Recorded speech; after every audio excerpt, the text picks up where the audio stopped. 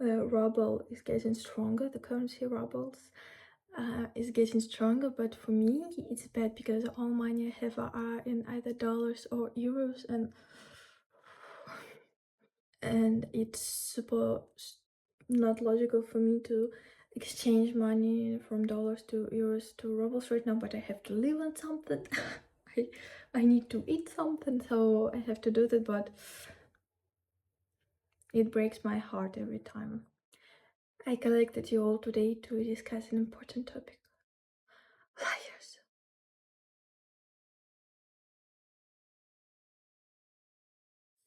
I got to admit, I lie.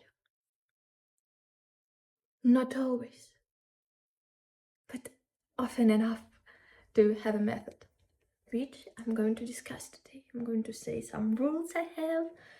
Probably you will be open enough to share your rules with me, but don't wait. It's not a good idea because we all have to stay discreet and cold and mysterious. So, why and when I lie? Personally, me, Marfa Rodkin, why I lie? You know, it's a funny word to me because in Russian, lie means when dog bark.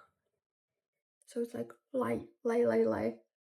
Everything irritates me so much today. I don't know what to do. Oof, I'm struggling. I'm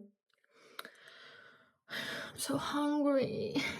I wrote a text with what I'm going to say today. But the text is very serious because, you know, the subject is very serious. It's so deep and two-sided. But I'm in such goofy mood today and everything irritates me so much that it's hard for me to stay serious. And I need to stay serious in this subject. No, I think I already put one off because it's so... Oh, oops.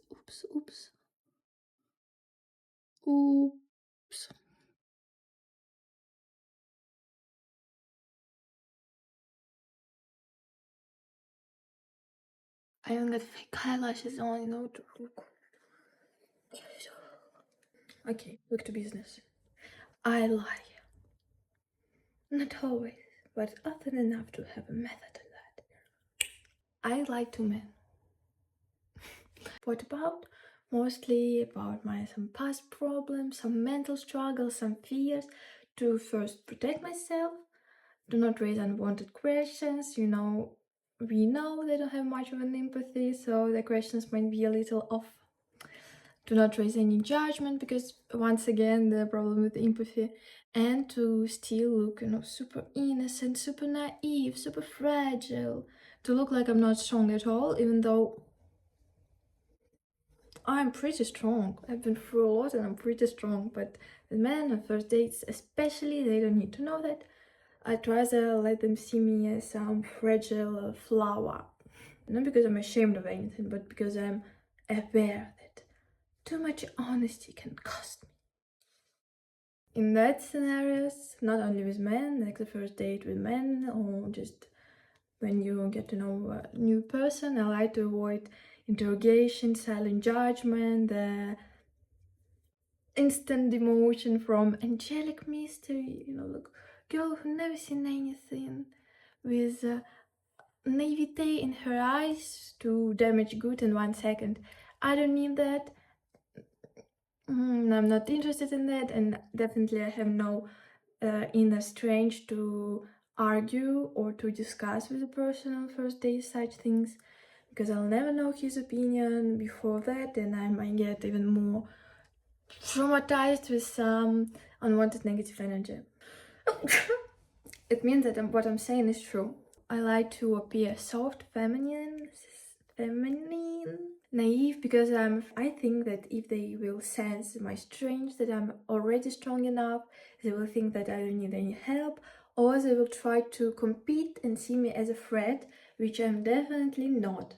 I definitely don't want a man competing with me. I don't want a woman competing with me too, but you know, women don't react like that to such things, to strange, to inner strange, inner strange, inner I understand that what I'm saying might sound a bit not in the same universe with my feministic belief, but I'm trying my best to live in this world. Sometimes you have to bend by the rules, sometimes you can bend the rules, but I do what I can. To my friends, I lie too, but to friends, it's only a good lies, a white lies, if I can say it like that. Mostly in times when I'm feeling low, but I know that they won't be able to help, but they will, if I tell them, they will be really anxious with me, they will really spend a lot of their energy into trying to help me. So I try not to disturb them if I know that they can't help or will lose too much energy trying. But I got to say that a lot of time I still disturb them, and I'm really grateful for them to be with me when I need that. They help me very well. Unpopular opinion? Maybe it's popular, but I never heard it. I hope it's popular. I think it's a good point of view on the thing. If Marilyn Monroe had girl friends like mine, she wouldn't unalive herself. She would be, okay, not still alive, but she would live a much longer life. But I read The Art of Seduction by Robert Greene. He was describing the type of seductress, and he took Marilyn Monroe as an example for one of them. And in the end of this chapter, he told us, oof, I'm still planning to make a video about this book, about how controversial it is, how not feministic it is, and how many subjects we need to discuss from it, because unprepared mind can get some wrong ideas from this book. So when he was describing the type of seductress that he thinks that Marilyn Monroe is, he told us that this woman, that type, the siren, if I remember correctly, the siren will always struggle with the fact that other women will hate her, will not accept her, and will think of her as a threat, which I think is totally wrong. And I think girls support girls. I think women are very supportive and they won't ever hate someone just because that someone is prettier or more successful with men. But as I suppose that Robert Greene has promoting that idea, probably some people from Marilyn Monroe's environment, some male people were telling her the same thing, and probably she grew up with the same idea in her head, which could potentially make getting along with other women or making new friends, networking with women harder, which in my world could have led to her unaliving herself because she didn't have a female shoulder to lean on, the shoulder that won't expect anything from her. Number 3, place where I lie. In conflicts, when I see no point in spending precious time on changing the other person's opinion, when I know that it's like arguing with a wall, or I know that the path that this person will have to go through his opinion to opinion that I see as a correct, or opinion that has more objective arguments towards it, it's so long that our conversation with this person would be just only little step, in which little step I will spend too much energy. And I decided it's not my role to be this person who will help him, force him. You know, it's conflicts are rather aggressive things, other violent. So I don't have that energy, and I don't want to be this person who will show the light to force him make the step towards the most opinion with the most objective arguments. No. If I already know that someone's opinion is cemented in ego or ignorance, when I see that even when you're when you're bringing up some objective arguments, objective facts, he's like, I know that it doesn't work. Let them be right, I'd rather be free, doing stuff I like. Timing is expensive, and I spend enough of it trying to redeem the irredeemable. Silence is my boundary. Some things I'm going to read from iPad from this text because, well, I spent time writing it. I can use it, it's okay. Another, the fourth I think, yeah, the fourth. When I know my happiness might sting someone who hasn't reached that place yet.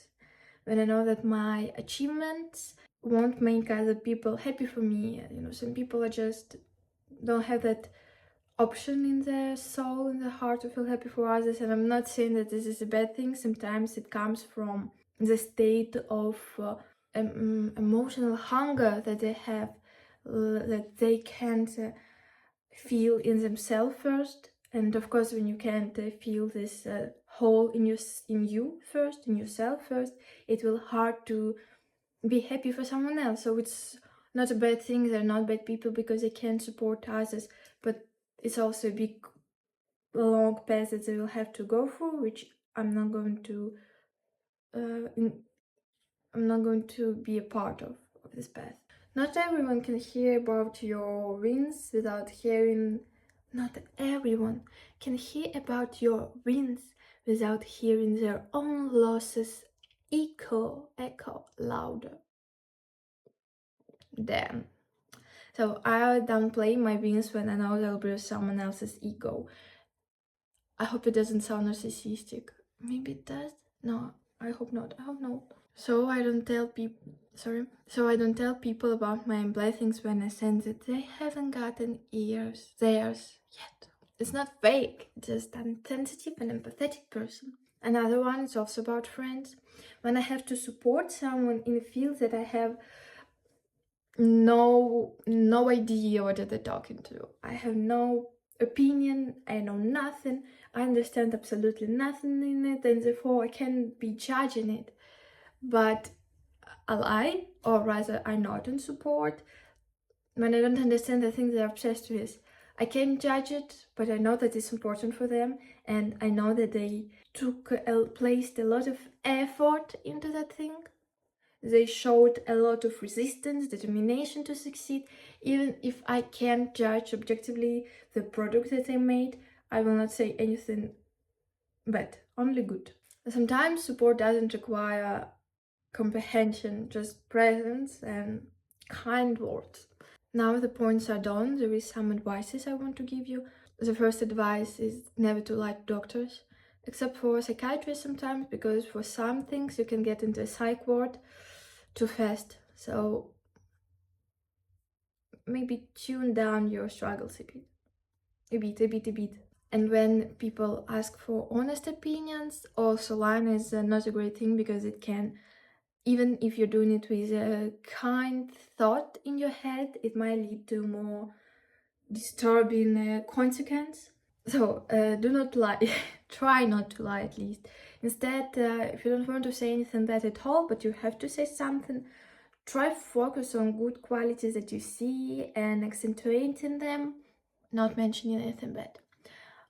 But if you lie in that situation, even if you want to do something good, first of all, your credibility will go quickly, will quickly fail. And sometimes too much of arrogance, too much of overconfidence can be a bad thing too. So do not lie, be honest, but not pessimist. Other biggest advice I can give you: do not be in a relationship that require you to constantly lie all the time, to pretend you're someone else, to hide anything. Even if you understand now consciously that you're lying, that you're saying this to please another person, in some time your brain will mix truth and reality, and you will be left super confused with who you are, and you're slowly going to lose yourself. Your brain can literally forget where reality is.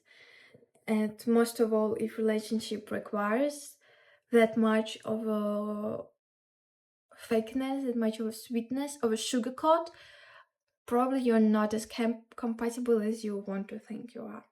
Also, if you know that there's going to be a big question, that something big is definitely going to be, it's not about relationship, just in general, something big is going to be discussed, and your opinion on that big thing you don't want to pronounce, you should start from afar by saying little good things that you can see, small detail. You don't have to lie, super little.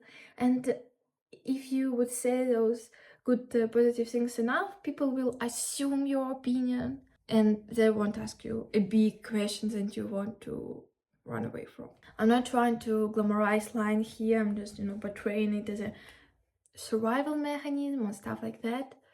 Okay, and since the text is done, I'm going to discuss some private things, some not lies, and they're about my desire to give up a bit. To give up a bit on everything. I don't know, maybe it's because I really lowered the dose, really lowered down the dose of antidepressants I'm taking, but I started catching those glimpses of really depressive state of mind that's screaming and whispering to your ear, you should give up.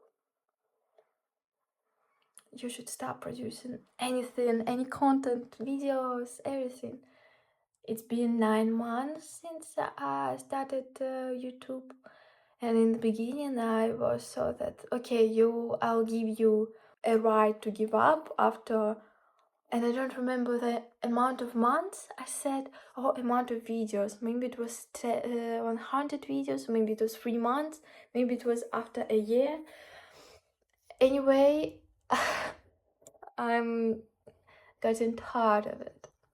Not tired, but I think that I'm missing a huge point. I'm missing something I can't quite get my mind to. And that's triggering me, that's frustrating me, because I don't understand what I'm doing wrong, but I feel like I'm doing something wrong. So, I'm overthinking everything. So right now I'm making videos every Saturday. I've been thinking, what if I'll change it to once in 2 weeks, but instead I will make more thought through videos. I don't know why, I don't know. But right now I'm only thinking about changing plans. So see you next Saturday. If something changed, I will tell you that. But oof, I'm going to vomit, throw up over the amount of emotions I'm feeling right now. Oh my god. Oh my god. I feel like a 16-year-old girl again. See you next Saturday. Thank you so much for watching this video. I hope you in your life don't have the need to lie a lot. I hope you are in a place where you are accepted with all your true colors, with all your bad and good sides. So see you next Saturday. Thank you so much for watching this video. Thank you so much for being here with me.